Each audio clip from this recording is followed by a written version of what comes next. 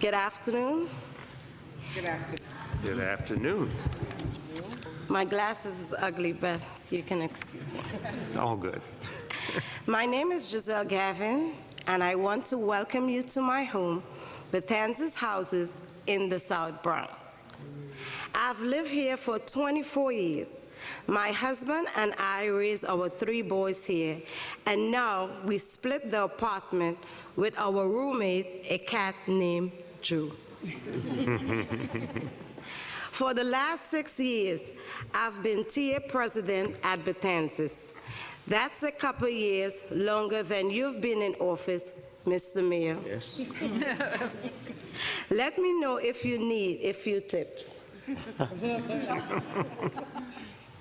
During the day, I work in the housekeeping department of the New York Palace Hotel. So you better believe I know what keeping house means. Every day we keep that hotel beautiful and clean. I wish I could say that Betances is beautiful and clean every day. Unfortunately, here, if something's broken, it tends to stay broken. The heat goes out. I remember we had shattered glass on the door for months. The hallway and common space are filthy. Now, over the past few years, we have made some improvement. We have gotten better lighting, gotten better relationship with police officers. Things have gotten safer, but we have so much more to go. Because you never learn to accept a night without or a broken front door. But when it happens enough, you learn to live with it. Well, we don't have to live this way. Rad worked at Ocean Bay. It brought them new kitchen, cleaner hallways, reliable heat. The fixes they deserve. These are fixes we deserve up here. Rad will make it happen. Yeah, yeah.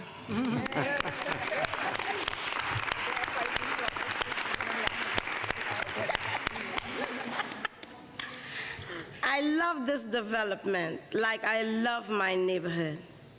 It's diverse, it's friendly, it got history, a history that I am proud to be a part of. So I don't have any intention of moving out anytime soon. Rad, you're stuck with me. That's why I am so excited that the mayor is here today to talk about these improvements. So, Mr. Mayor, once again, we welcome you at Betances Houses. We are happy you're here. I have waited for 24 long, cold years, so I am ready to see these changes. Thank you. Thank you. Well done. Excellent.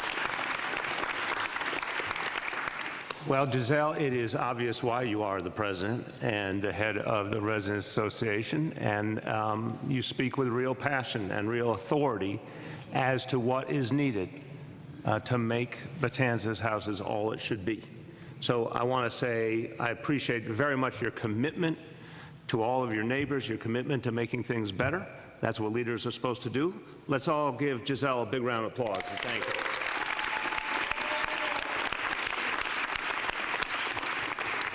And I want to say to everyone who's here, everybody from the Betances community, I would ask all New Yorkers to really focus on the good people who live in public housing. 400,000 New Yorkers who work hard every day, who care about their families and their neighbors, who want to make things better, and are looking for NYCHA and the city to partner with them. Too often I feel that people who live in public housing are portrayed in a way that takes away some of their humanity, some of their strength. Sometimes they are portrayed, in my opinion, as victims. I don't think people here are victims. I think these are good people fighting for a good way of life, demanding more results. And these are the folks who are the backbone of New York City. These are the folks who make New York City work. Let's celebrate them. Let's celebrate them for all the good.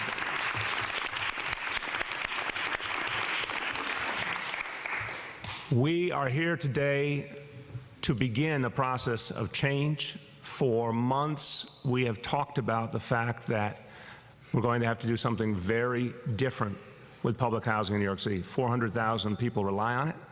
It's time for big systemic changes. Today, we're going to unveil a beginning. As I said publicly, this is just a beginning. By the end of the year, you will see a formal plan for the major changes that have to happen in public housing that will help us to bring in the vast resources we need. I'm going to say up front, and I'm sure I'll be saying in response to some of the questions from the media, $31 billion is the level of need in public housing in New York City. We don't have $31 billion today, but we believe that the plans we're putting forward are going to help us to get a lot of those resources in and make a huge difference in the lives of residents. I want to thank everyone who is here with us. You're going to hear from the chair of NYCHA, Stan Brezhnev, in a moment, but I also want to thank other members of my administration who played a crucial role in putting together this new vision that, again, begins to be unveiled today, but will be formalized in the coming weeks. I want to thank our Deputy Mayor for Housing and Economic Development, Alicia Glenn, the General Manager of NYCHA, Vida Mostacciolo. Both of them have been working night and day on this new plan that I think is going to have a huge impact on people in public housing. Also want to thank some of the leaders of community organizations and faith leaders who are here with us, and the organizations themselves that want to play a constructive role in rejuvenating public housing and helping people who live in our communities. I want to thank Monsignor Kevin Sullivan of Catholic Charities, a crucial partner in all we do. I want to thank Masjid al-Wadud, the Darus Salam Islamic Community, the Northwest Bronx Clergy Coalition, Community Board 1, and Mothers on the Move. Let's give them all a round of applause.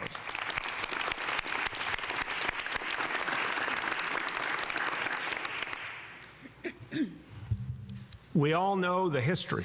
It's not a good history. In fact, today on the front page of the New York Times was a very detailed look at decades of neglect suffered by the residents of public housing. This is not a good history. There's too many instances where the city, NYCHA, and other partners, the federal and state level, did not do all that should have been done. Our job is, of course, to understand that history, but to transcend it. We're not going to be lost in the mistakes of the past. We have to be the generation that fixes them. I want that to be very, very clear. Any question about the past I'll entertain, but I'll always tell you the crucial question is, where are we going from here? What happened in the past and examining that is important, but it's not going to change the lives of the people standing behind me. What's going to change the lives of the people standing behind me is more resources used better to fix problems. And that's why today we're going to focus on the investments we have to make. To date, this administration has committed $3.7 billion in investments that were never made previously, that were not legally mandated. We believe they were the right thing to do. We started that with our first budget in the spring of 2014. We made a decision to agree to an additional investment in a consent decree with the federal government, $1.2 billion minimum investment. As I'm sure many of you saw last week, the judge overseeing that case decided to reject the initial draft of the consent decree. I made clear instantly that the city of New York, regardless of the outcome with the consent decree, will stand by its commitment to invest an additional $1.2 billion in NYCHA. We believe in that commitment, and when you combine that with the $3.7 billion that has already been spent, we're talking now a grand total since 2014 of $5 billion in new resources for the people of public housing. We're going to stand by all those commitments. Now, we cannot alone solve the problem. This is something I think everyone understands, but it bears repeating. There's no way that with the resources of the Housing Authority itself and the City of New York, there's no way we could reach $31 billion in the time frame we need to. We must bring in outside resources. We must work with the federal government, which is obviously the single biggest source of resources and the legal power to make the changes. That's why we're going to focus now on the kind of public-private partnerships that have worked. Everyone here knows about Section 8. You know about Section 8 vouchers for individuals, but the other piece of Section 8 is Project Section 8, which means when an entire housing development is covered by Section 8 and the subsidies that it provides. That is the essence of what we're doing through the RAD program. And we want to do it on a very big scale. Section 8, on a development by development basis, has worked. It's a proven methodology. What does it mean? It means that entire development is renovated, up and down, public spaces and apartments. It means new kitchens. It means new bathrooms, new windows. It means upgrading the entire development to make it the kind of place Giselle was talking about, that has what people are really looking for. Now, you could say, is that just a dream? Is that something that, sounds great but has never happened? Well, you're going to hear in a few minutes from Congressman Gregory Meeks, who is one of the most senior members of our House delegation, who fought hard to make sure that this type of approach would help residents in his community. And he can tell you from firsthand experience about the Ocean Bay development in his district and the change that this type of approach with RAD and project-based Section 8 has made, the profound change it's made in people's lives. I've been in those buildings, I've been in those apartments, I've seen it with my own eyes as well. People who are living at Compost Plaza in Manhattan can tell you one part of that development has gone through this approach. The other we've announced we'll get it soon. But they can tell you about the difference it's making in their lives. This is not a theoretical idea. This is an idea that works in practice right here in New York City. So at Ocean Bay, we've seen tremendous progress. At Campos Plaza, we've seen tremendous progress. I'm here to announce that you will soon be seeing tremendous progress right here at Betances.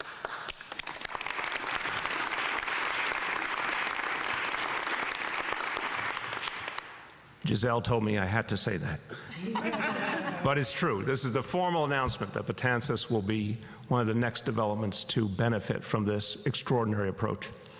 Now, we had announced previously that we wanted to use this focus on project-based Section 8 on a much bigger scale.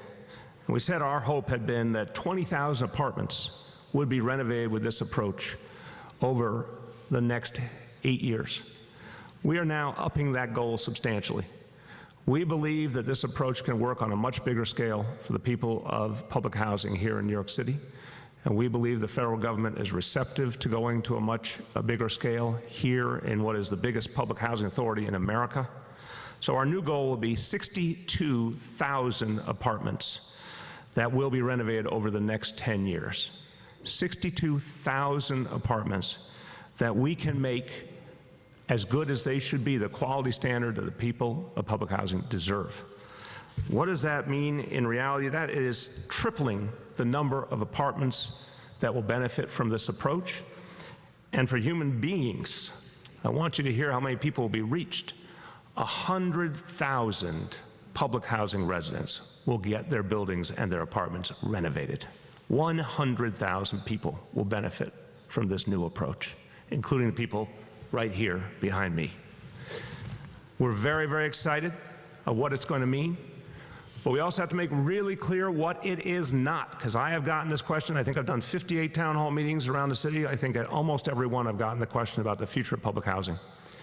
So what we're talking about today with project-based Section 8, with RAD, is a way to protect everything that we care about in terms of public housing. It's a way to make sure that the people who are in those apartments stay in those apartments, that they have the tenancy rights they have right this minute, that they have the rent levels they have right this minute. 30% of income, the standard that's always been held in public housing, continues. That the public sector, NYCHA and the City of New York, retain control over the land and the decisions. So this is a way to get a lot more resources in and protect all of the things that are the decisive factors in what makes public housing so important to New Yorkers. I want to tell you what this is not. This is not privatization. We do not believe in privatization, and we will not allow it. This is a way to get private dollars in to help us achieve a public good. We believe that public housing has been crucial to New York City's past, it's crucial to our present, and it's crucial to our future. And we're going to protect public housing in New York City. To close, I just want to say very clearly, and I'll say a few words in Spanish. I set a goal for this entire 4-year term to make New York City the fairest big city in America, to make sure that New Yorkers felt their lives were getting more fair all the time, whether it's in the relationship between police and community, whether it's in the experience that parents and grandparents have with their kids going to public school, or whether it's in the experience of people looking for affordable housing and getting affordable housing and quality affordable housing. These are the marks of a society that is fair to everyone. We have a long way to go, but this is one of the building blocks. Turning public housing around in New York City is one of the ways to ensure that we become the fairest big city in America. And it's going to take a lot of work, and anyone who tries to suggest there are quick fixes or overnight solutions, I will stare them in the eye and say that's not the reality. The problems Giselle described did not happen overnight. They won't be fixed overnight. But we will rebuild NYCHA, brick by brick. We will use these resources to fix building after building after building, apartment after apartment after apartment, to give people a better life. That is what we are committed to. A few words in Spanish. Nuestra misión desde el primer día ha sido hacer lo mejor por los 400,000 neoyorquinos en NYCHA. Es por eso que estamos ampliando la gestión público-privada para reparar y renovar todo lo que merecen los residentes de NYCHA. No vamos a abandonar a los residentes de NYCHA. Las viviendas siempre serán públicas y asequibles. With that, I want to turn to the man who I've charged with achieving really fundamental change in NYCHA. His mandate is to be bold and to do things that have not been done before and needed to be done. And that's a tall order, but the chair of the Housing Authority has already seen a number of really tough missions in his career, and he's seen them through to success. He's one of the people that brought New York City back from the brink of the fiscal crisis of the 70s and 80s. He's one of the people that turned around our Health and Hospitals Corporation. He knows how to make a difference. My pleasure to introduce the chair, Stan Brezhnev.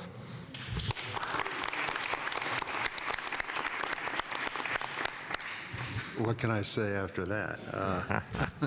Thank you, Mr. Mayor, and thank you, Betanzas Houses residents, and particularly our gracious hostess, Giselle Denise Gavin. Thank you for hosting us.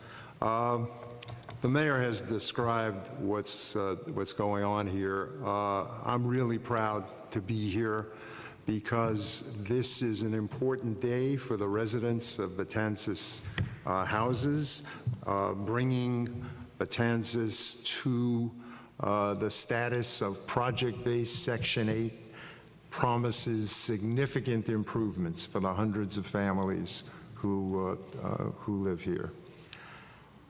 Even as important, though, is it is an early step in an effort to bring project-based Section 8 financing to many, many more units of housing within NYCHA. As the mayor noted, we seek to transform by the year 2028 62,000 units, better than a third of all of the units currently within NYCHA, and well over 100,000 residents. More than a third of NYCHA residents will see nearly $13 billion of renovations and major repairs to their homes. Project-based Section 8, the RAD program as the manifestation of that funding, is the kind of approach that offers the ability to go to scale in addressing the problems of NYCHA.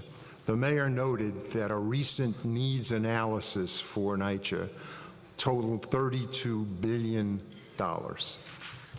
In thinking about how to attack that in a way that makes a dramatic difference for a substantial amount of the tenants, project-based Section 8 is essentially the only big game in town, and therefore that public-private partnership has to be embraced by us as quickly and as effectively as we can.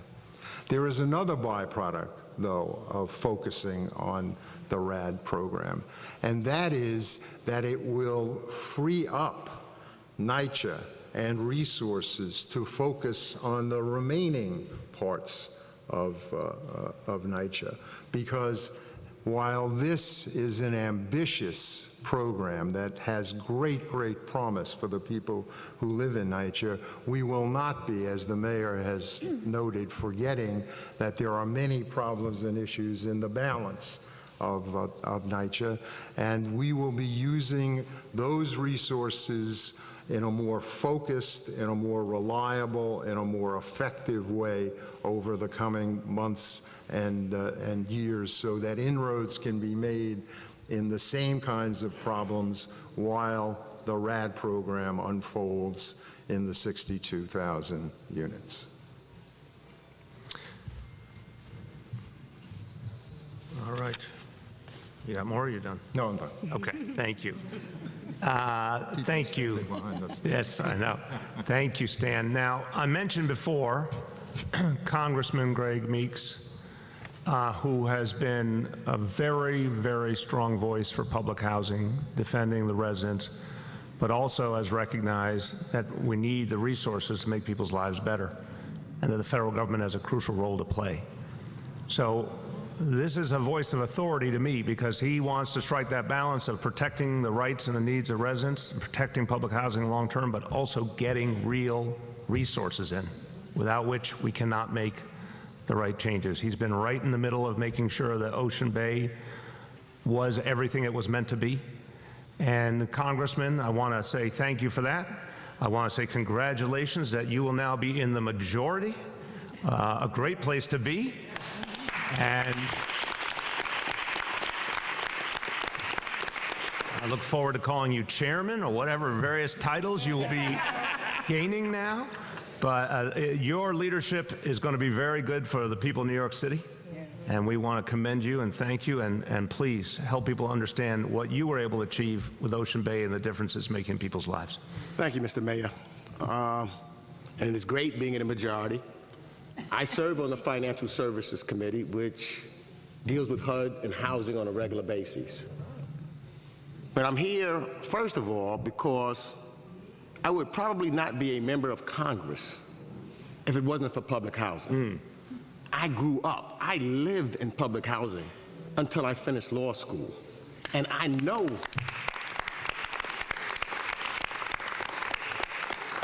how significant and how important it is. I can recall to this day my parents when they moved into a brand new housing development and the hope and aspirations it gave to them. And many of my personal friends to this day who are doing fantastic things all came out of public housing. So it is tremendously important what you're doing today, Mr. Mayor, for the future of our city, because of, we don't know who lives there now. As I look out and see some of the young people in the audience, I see myself. And this is important because if you live in conditions that many are forced to live in today, it diminishes their opportunities to proceed and to progress and to be successful. And that's just what this is all about. And things have changed. So as the mayor has said, it's correct. Let's not just talk about the past. Let's talk about how we can change things and make them better so that tomorrow is better than yesterday. And that's what this program is about.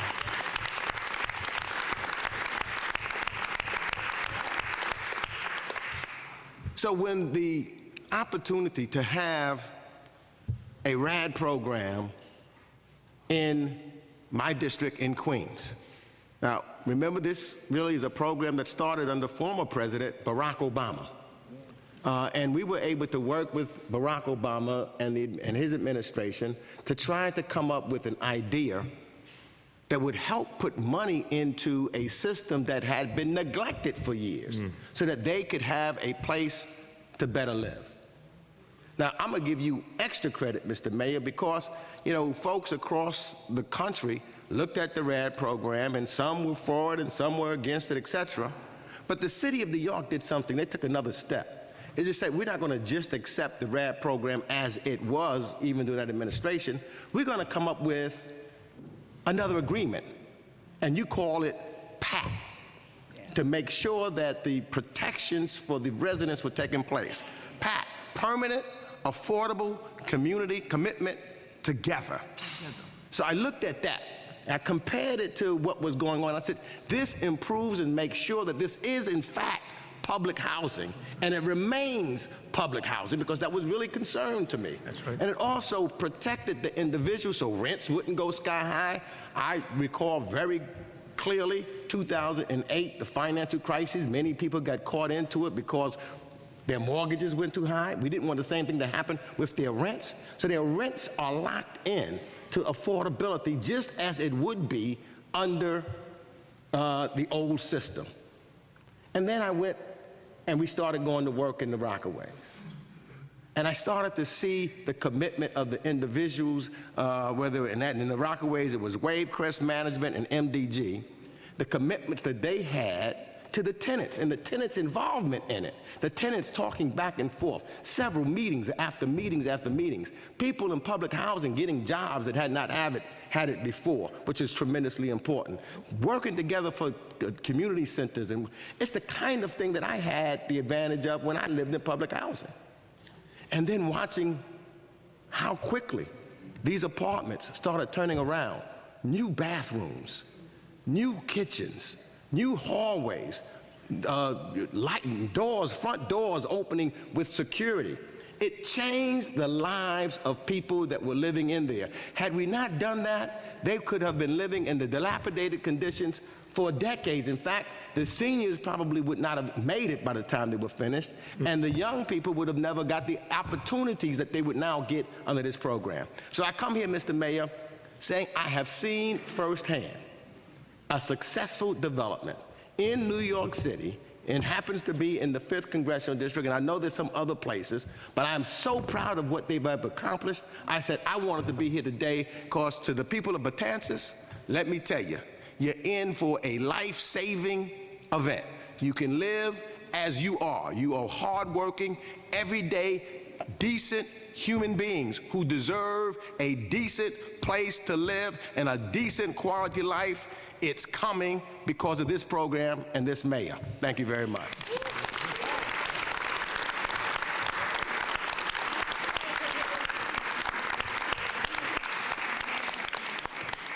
Well, I thank you, Congressman. Your strong voice is going to be needed in Washington.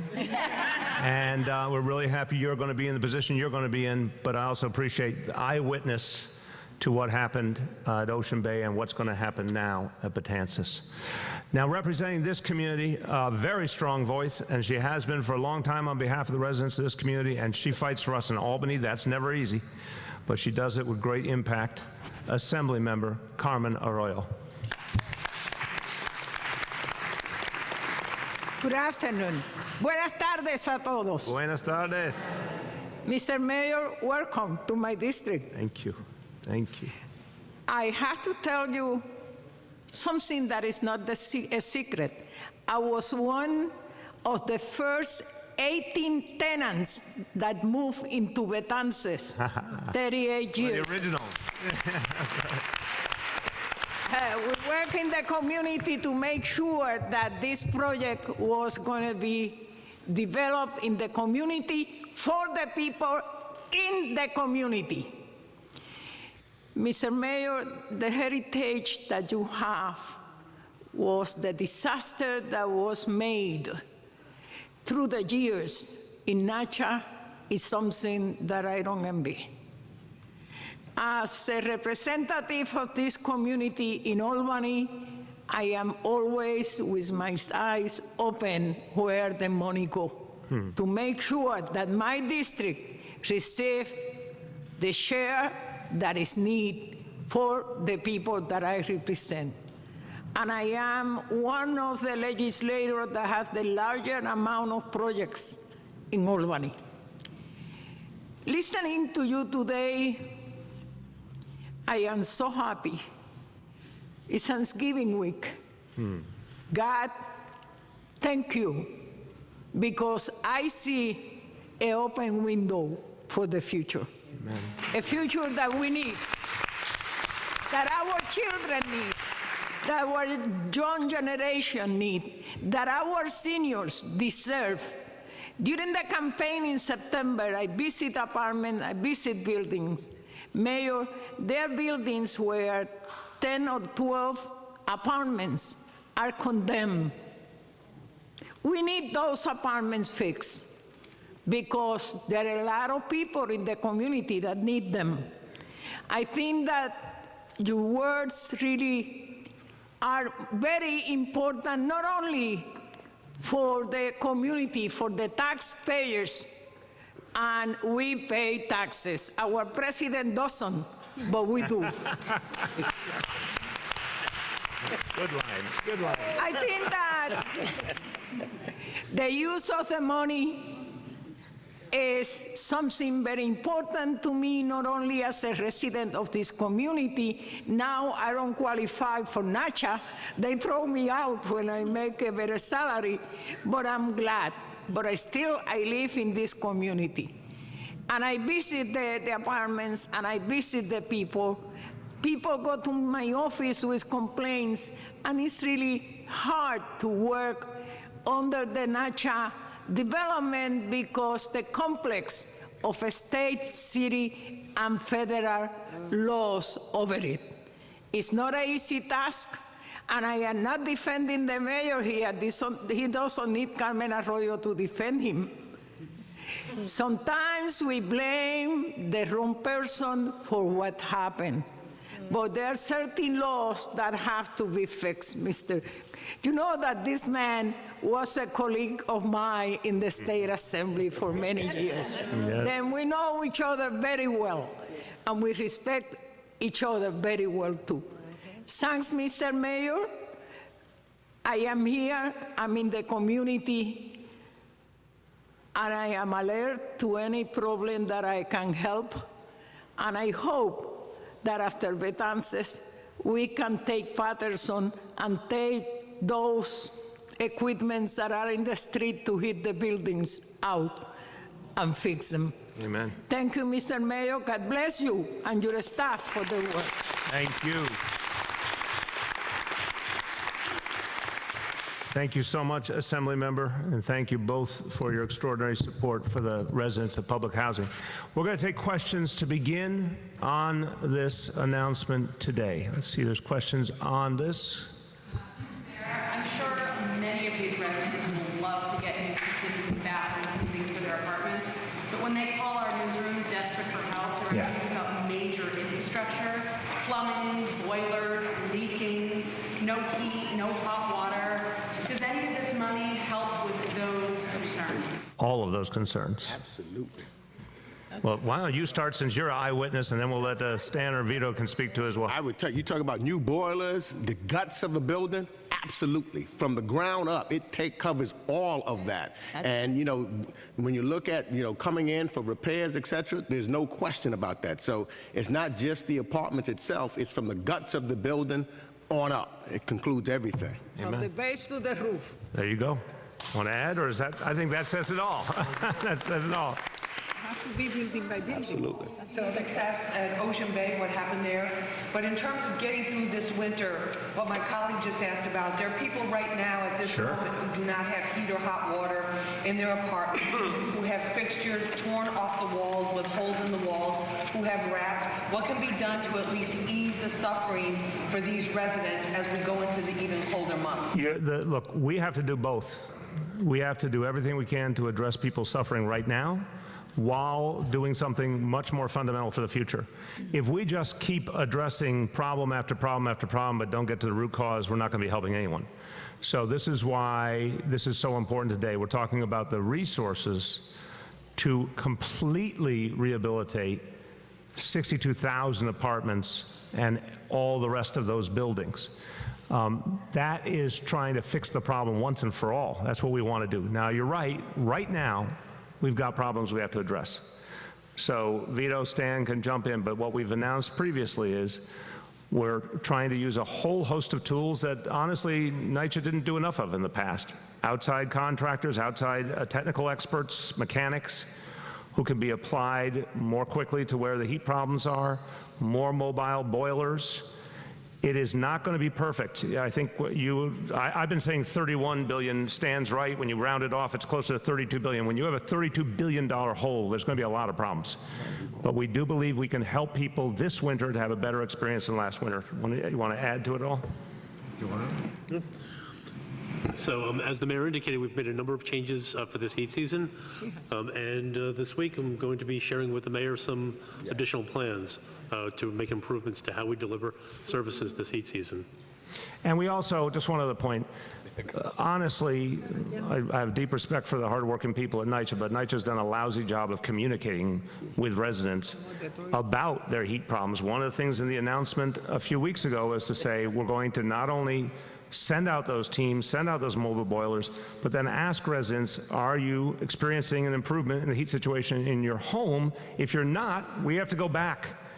Also, something that I have instructed both Stan and Vito to focus on, there's times when the heat has to be maintained and worked on in a building. It's true in a private building, it's true in a public housing building.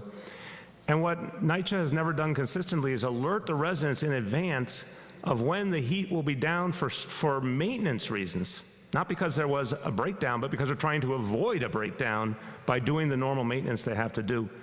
That's kind of 101, to tell people when something like that is needed and let them prepare for it. Hasn't been a strong suit.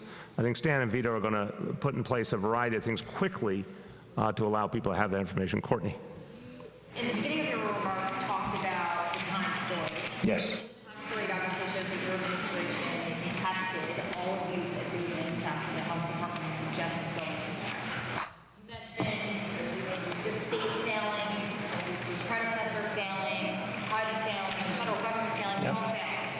However, you've been in office 5 years now. Do you accept some responsibility? Of course, and we've covered this ground, but I'll cover it again.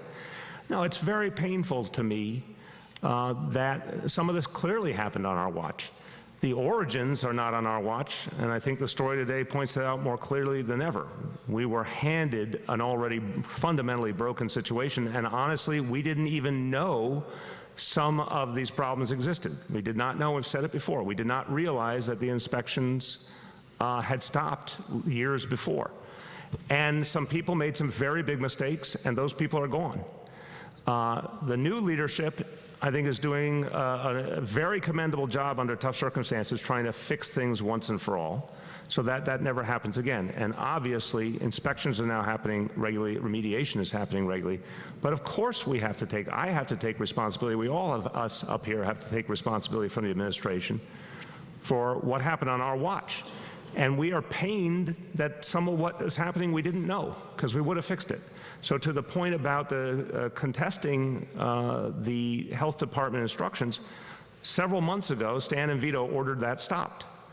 That from that point on, when the health department said remediate, now NYCHA just remediates, period.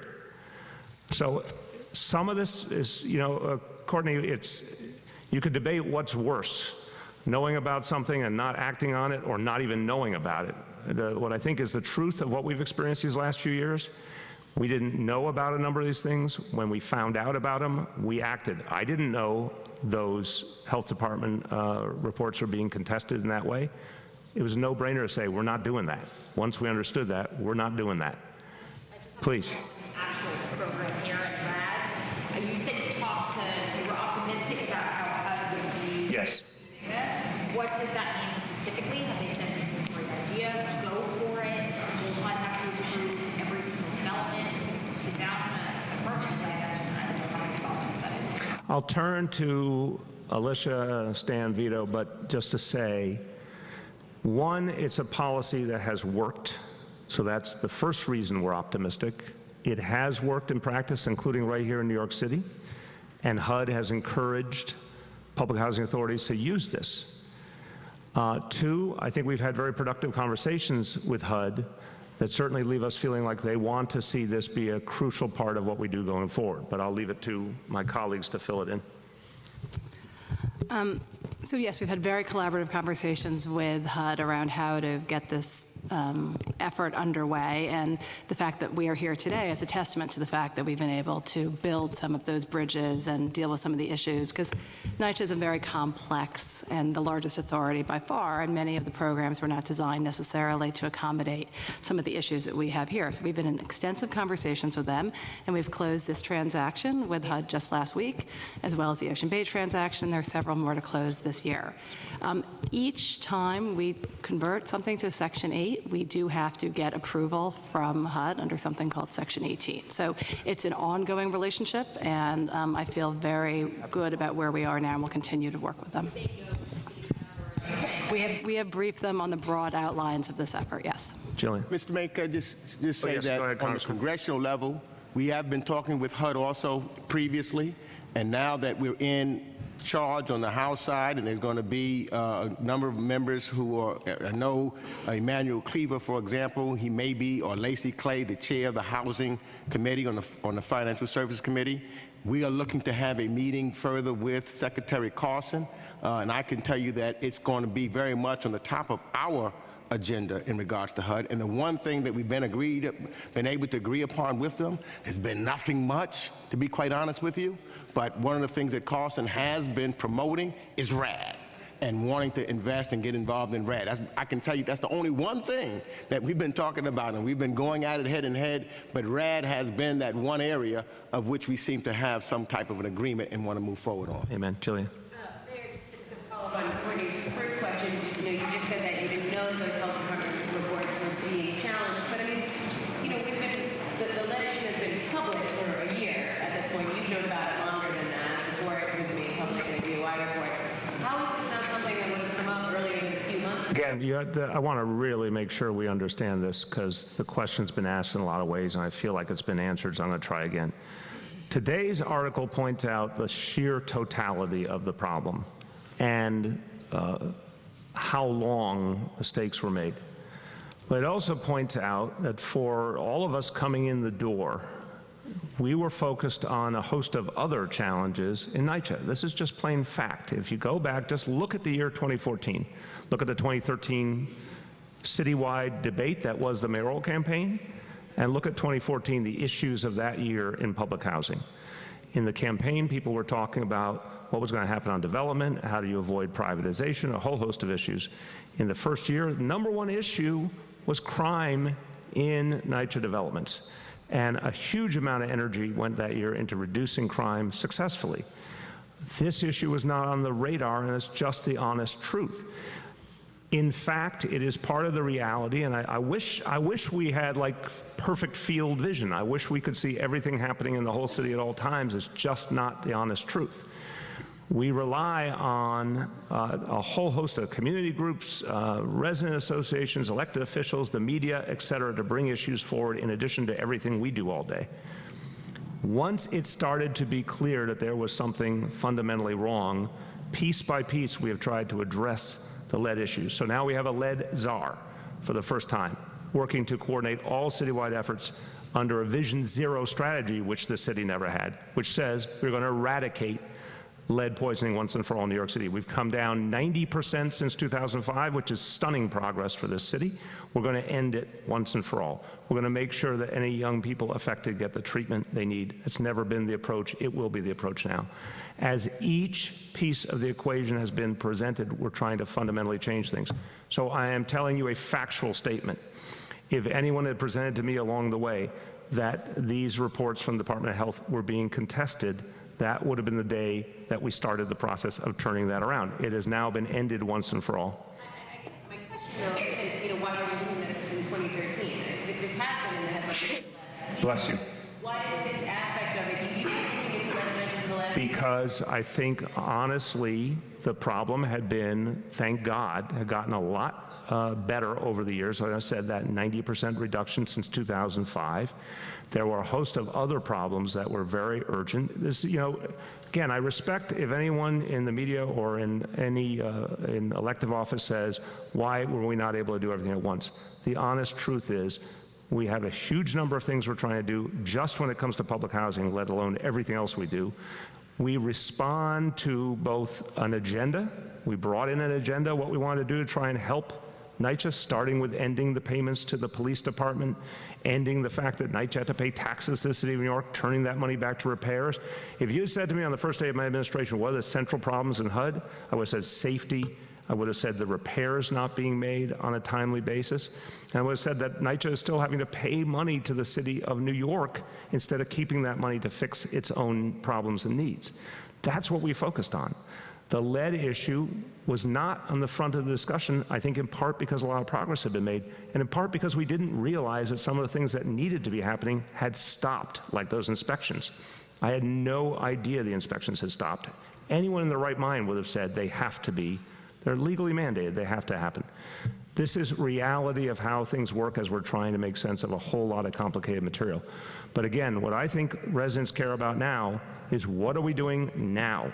Now we have a lead czar. Now we are using a Vision Zero approach to lead. Now we've invested, between the previous investments and the new ones I mentioned, almost $5 billion that no other administration invested.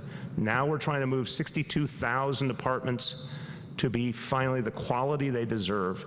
That is the way forward for NYCHA. That's what we're focused on. Might I add, we're going to be inspecting every apartment that was built before the key dates, 132,000. That had not been previously tested. 132,000 apartments to establish what is a comprehensive baseline, so that we will have all the information we need, we will have corrective action plans. And this, he's pointing at Vito because it was Vito's idea, and I want to commend him for the idea. In the article today, there's a very important point. In previous administrations, they decided a certain number of buildings didn't have lead in them. They didn't have a whole lot of evidence of that fact. Vito said in a meeting not long after he was named at City Hall, he said, we actually need to go back over everything that does not, we're not 100% confirmed doesn't have lead. And it's going to, I remember the meeting vividly. He said it's going to cost us a whole lot of money, and it's going to lead to a lot more work. Now again, what do most people do in government? They try to minimize exposure and minimize cost and minimize the amount of obligation. He looked me in the eye and suggested the exact opposite. He was 100% right.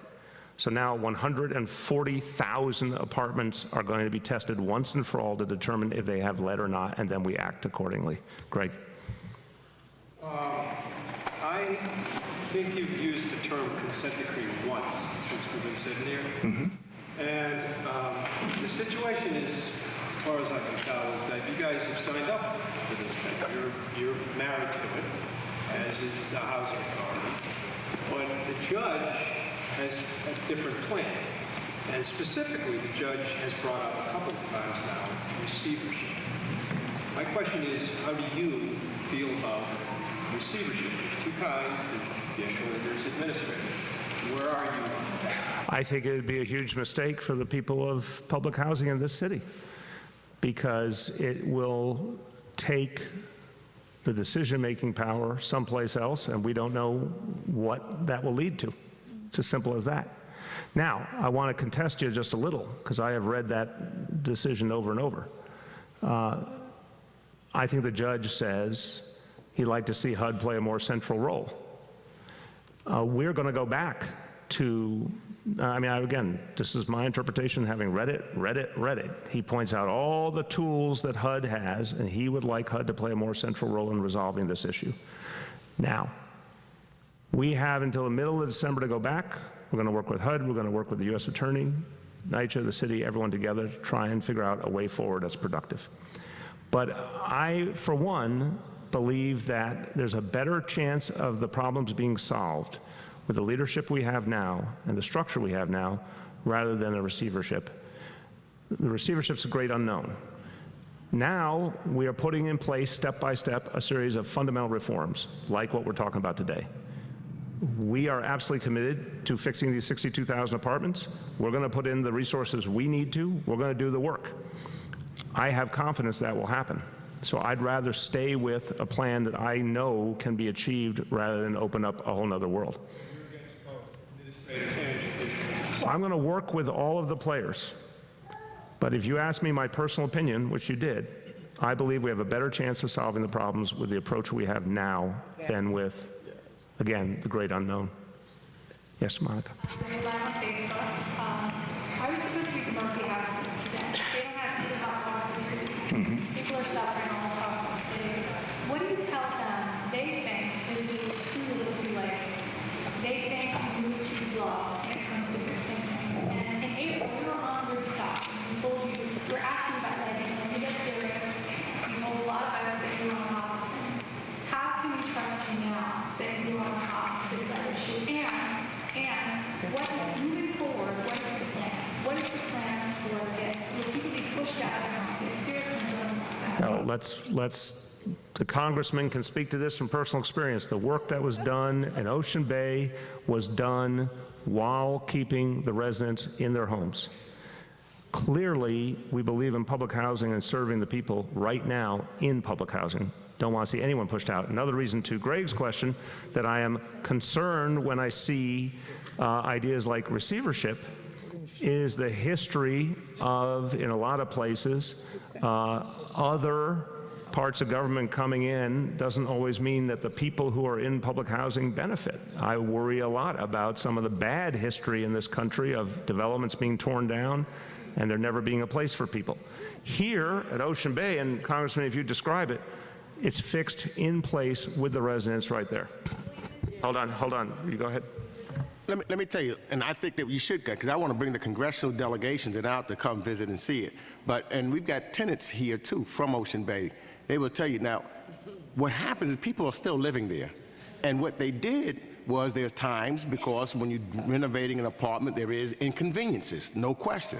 But there were lounges that were put in place for folks to go while people were still working in their house so that they'd have a nice place to rest, and they were making sure that they were able to eat, and because there's major renovation that's being done. But nobody was put out or had to go someplace else, and it was all done while folks continued to live there, and they saw that their apartments were going on. And you'd have those, as it would take place, you got to try to have timing and things of that nature, but they were working with the residents.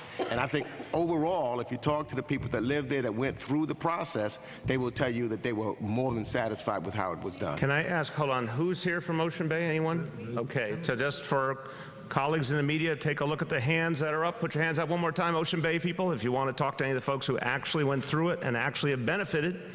Have you benefited? Leader Miller. Have you benefited? Yes. All right, it worked. Who else is here, Ocean Bay?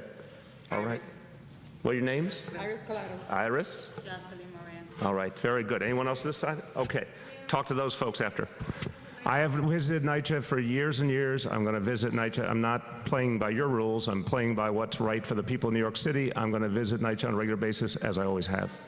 I would like to see them, and I have for years and years, and I'll be back again, and I am right now at NYCHA. But the point is, how do you know people are serious? Because we've put $5 billion into doing this, and no other administration did that, because we've brought in leaders who are clearly proven at fixing problems, because we have shown a path forward, and we're going to be showing a lot more by the end of the year. Who else? Go ahead. Who are the managing companies? Louder? Who are the managing companies that will be running these developments? I know in the case Ocean Bay, I'm forgetting. Ocean Bay, it's MDG and Wavecrest. MDG and Wavecrest in that case, but could someone among the three of you describe how those companies and organizations and nonprofits are recruited? It's a combination. So actually today also we have Susan, who's here from Wavecrest, Wavecrest, who's a terrific manager who manages a lot of affordable housing around the city. All of the folks who wind up managing and operating the Section 8 developments are chosen through a competitive process. And we put out solicitations at various times across the year, and teams respond.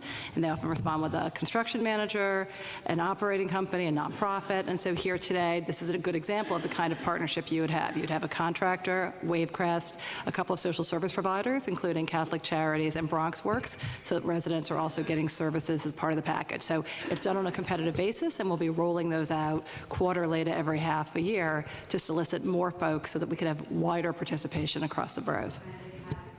Yes, you must have had experience in sort of the relative size and scale of the development that we'd like you to be participating in, right? So depending on the size of the bundles, as we call them, various groups will be matched with projects as we roll them out. Okay, way back. Louder. What kind of relationship will NYCHA have with these tenants after the renovations are made? Will NYCHA, if they have a problem with their apartment, do they call 311? Or do they call these construction or management companies? So again, Greg, anytime you want to jump in with what the day-to-day is at Ocean Bay to give people a live experience, the question was, when people need a repair or have a problem, who do they turn to? They turn to, in this case, to Wavecrest, who's running the facilities, and they go in and they, have their mechanisms for repairs. What we also have there's a community person that from the developments that are working, and so they help expedite it also. They're talking to the tenants on a day-to-day basis to try to make sure that where there is some repair work that needs to be done, that conversation's happening, and so that it's done in a very timely fashion. So they turn directly to the individuals at Wavecrest, who is the managing agent. Okay, way back, yes. I guess the question I have is if these outside management companies can do the job better than what NYCHA was doing, and we see that here at Tonson's, and we see it at Ocean Bay, doesn't that kind of beg the question then, why not give everything over to other folks to manage if NYCHA is doing such a horrible job? So I appreciate the spirit of the question. I want to tell you the world is a whole lot more complex than that. And again, you guys are trying to boil it down. I get that. We have an obligation, all of us here, to serve 400,000 people, and we have to be really precise about how we do it. If the current structure of NYCHA could achieve everything we need to achieve, could suddenly receive $32 billion and we could make all the other reforms we want to make, we would stick with that structure. We don't have another way to get the money in on the level we need without going to this RAD/project-based Section 8 approach, which is a public-private partnership. It's the only way we get the money. It also brings in management companies, for-profit, non-profit, that are really good at what they do. So it ends up being a division of labor. Wherever we can get that to work, we do that. We focus the rest of our energies on the traditional structure and trying to continually improve that. And I do think there have been serious improvements over the years in that traditional structure. We have a lot more to do to make it work better, but it began by giving back the money to NYCHA to make repairs, for example, which was something that wasn't happening for a long time. So I think the honest answer is we need to do both. We don't have a magic wand that turns everything into project-based Section 8. That's not conceivable today, but we can turn a lot into it and focus the rest of our energies on the existing stuff. Yes? Some of the folks who were briefed on the Ocean Plan said that there's consideration being given to more market rate housing, or a greater share of market rate housing when you do private development. And the number I heard was a 70-30 ratio of market rate to affordable. I know that's not being rolled out. I was just wondering if you could talk about what your feelings on that are, and perhaps some of the plans. I will speak to that when we come back with the next piece. I mean, definitely the development issue is going to be part of this plan, and we need development to achieve the most we can for the residents of the immediate area. So what you will see, I can just say it in a very broad stroke, is a much greater focus on any new development benefiting the surrounding houses in the maximum way. But we'll come back on what that's going to look like. Another thing we'll certainly talk about is air rights that's been out there previously. That is a piece of the plan. It's not a huge piece, but it's a helpful piece. We're going to get our hands on everything we can. We haven't come up with a grand name for this 2.0 concept, but it's basically taking the next generation plan, which did have some really strong elements, and building upon them, and we'll come back with the formal plan by the end of the year. Yes? Okay, first of all, thank you, Congressman Flake, because I grew up with our... No, that's his predecessor. Congressman Meeks here. All right. HUD Regional Administrator Lyndon Patton and Borough President Diaz recently visited Patterson Housing here in the Bronx. Money was allocated in 2011 for new boilers, but on their visit, they're seeing another temporary boiler being put in. Why is that? And Regional Administrator Patton said that the city gets $2.5 million for NYCHA from the federal government. Will that improve now that the Democrats are in control? Okay, I'll just make a comment on the second one. I think on the first one, Vito's the best person to speak to it. I think Greg Meeks is going to have a lot to say on that question. Democrats are control the House. That's right. That's a huge difference maker. Senator Schumer is the Democratic leader in the Senate. He's already shown, even from the minority, he could move some resources that were helpful to public housing. I'm very hopeful about how all this comes together. I don't think anything, bluntly, will achieve as much as we need until we have Democratic control of the House, Senate, and the presidency. But I think we have a great opportunity to at least take a step forward. Congressman, what would you say? Yeah, I think that we still got, we got 1/3, we need the other 2/3. But we're going to look to see what we can do collectively, where we can agree upon. I talked about Secretary Carson, that we don't agree on much. The one area that I found that we did agree upon was RAD. So we're going to try to work with them on RAD. And try to see what we can do to get those resources there so that for public housing. But it is difficult. We're going to be able now in the House to stop some of the horrendous things because the president won't have a blank check to just do what he wants to do and get it approved by the Republicans in the House. We can now block that. We can also now send some decent bills to the Senate. And see if, in fact, some of the Republicans there would want to work with us so that we can pass something on a bipartisan basis. Yeah, and on that one, there are senators who happen to be Republican, but who still have a whole lot of public housing in their states. So there's a real chance for some bipartisanship there. On the question of that specific boiler, Vito? So I'm sorry, you said Patterson, correct? Yes. Right, so the replacement of the heating plant at Patterson is underway. Right, what we've done is we've taken out the old, inefficient oil-fired mobile unit under the contract for the replacement of the heating plant, and we're putting in a new gas-fired mobile unit, and that's only going to be in place until the reconstruction of the heating plant is conducted. Excuse me? So it's underway now. It just started, and we anticipate that we'll have it done in about a year. Full replacement. Okay. He'll follow up on any details. Yes. Few more on NYCHA, then we're going to go to other topics. Yes? Could you give us an idea of any of the developments that are part of these 62,000 apartments? So it's one, I'll start and then turn to these folks. Its list continues to be developed, and that is an interactive process with HUD to determine which the final ones can be. But anything else you all want to say to that? It's also interactive with the tenants and tenant leadership. So we will be working on developing that. Stay close to this. We will be working on developing that list in the coming months. We have several that are slated for between now and the early part of next year. And then we will get on a regular timetable, but there is a consultative process, including especially tenants and tenant leadership. Can I urge, and I don't know if this has already been thought of by people at NYCHA and at City Hall, but I think it would be very smart to organize a formal media visit to Ocean Bay that the congressman could be at for any members of the media who want to see it. Obviously, you can go on your own time too, but I think it'd be helpful to organize something with a formal tour with the management companies, et cetera, so people can hear about how it works. Last call, yes. Will it be based, the selection of the developments, will that be based on need, the ones that are most dilapidated? There are criteria of which dilapidation is a key part. We're also interested in doing some of the projects that are sort of removed on outlier so that we can sort of take them out of the sphere of day-to-day management by NYCHA.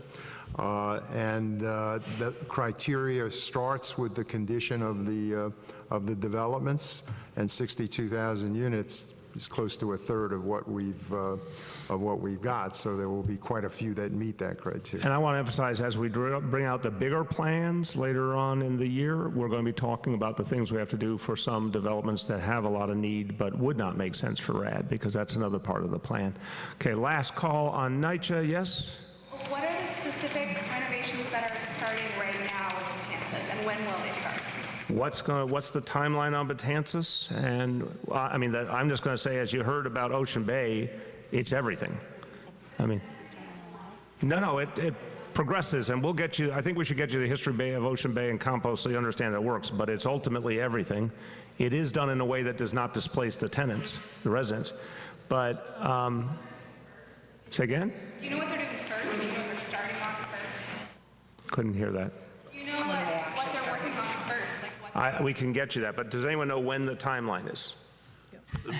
We don't have the exact timeline. But someone's trying to hand you paper. I can see it. You know, Susan knows. January.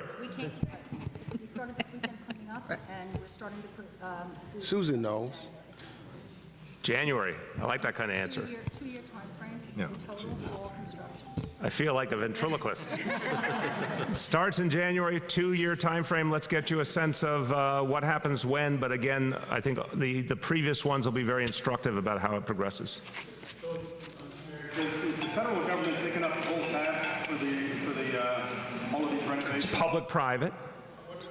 What percentage? So, Alicia, you want to try and break down how that works? Simple. She knows too much. I'm going to be very simple. Simple. Under public housing, you get a certain amount of money per unit to operate. Under Section 8, you get more money. So we use the money per unit partially to operate the building.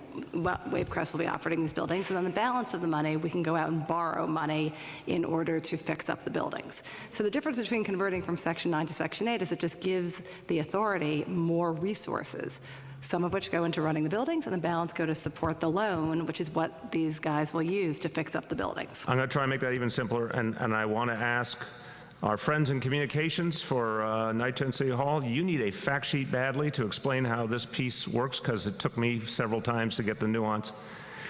The federal government has the authority to give you the additional resources. The additional resources allow you, working with the private sector, to bring in private financing. So it's a multi-step process, but what it results in is cash money that you can use to fix buildings that you would not have if you were just relying on the regular direct subsidies for public housing. But let's get the step-by-step to show how that process works. Wavecrest, are these Wavecrest employees now that are doing the repairs and responding? And then where does that leave? Yes. So then where does that leave the NYCHA employees? The NYCHA employees, I've said publicly, I'll reiterate, all current NYCHA employees, we need them. We have a lot of work to do. They're all going to have work to do in the NYCHA system. They might move to a different development to do some of that work, but they're going to be working for NYCHA. Just to follow up on that question, do you expect any assessment teams there to I think there'll be concerns, but I think the most central thing any union is concerned about is everyone who's got a job going to be able to keep their job? And the answer is yes. Problem there. Question about NYCHA and DOI, do you want to do that now? If it's NYCHA, go for it. In the report or the letter that the DOI commissioner sent today, he said that he got a call from your first deputy mayor, Tony Koutouris, on the day of your re-election, in fact, November 7th, telling him not to come forward with that report. And without that report, we talked earlier about not knowing things and being glad that things came to light. It really was that report that started, bringing a lot of public attention onto all of the failures that happened in NYCHA. Now, why would it be that a member of your administration would try and withhold, or get him to withhold a report on that? Look, I don't accept the commissioner's interpretation of what happened in many instances. We've consistently cooperated with DOI over 5 years on a whole host of investigations. We'll continue to going forward. Margaret Garnett, I am convinced, is going to be a great DOI commissioner. She has extraordinary background. So the bottom line is we consistently cooperated. This is one where you remember the U.S. Attorney had already been deeply engaged. I think that was one of the nuances there of respecting the U.S. Attorney's work and being mindful of that. But I want to be crystal clear. Anything they were doing, they will continue to do. But let me hold you on your follow-up for a second, because I think we've left the pure NYCHA. You were very good about trying to define the line there. I appreciate that. So I want to give the good people behind us who have been patiently standing a chance to get to someplace else, and thank you all and wish you a very happy Thanksgiving. Happy Thanksgiving, everybody. Happy Thanksgiving.